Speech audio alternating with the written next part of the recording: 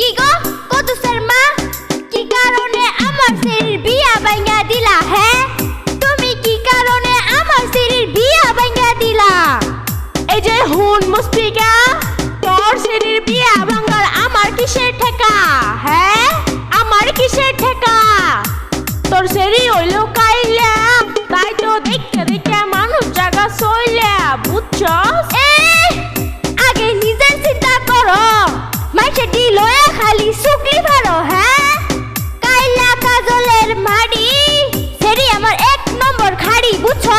সুন্দর রাঙার দুতুরা ফুল, তার নাই এক পয়সার মূল।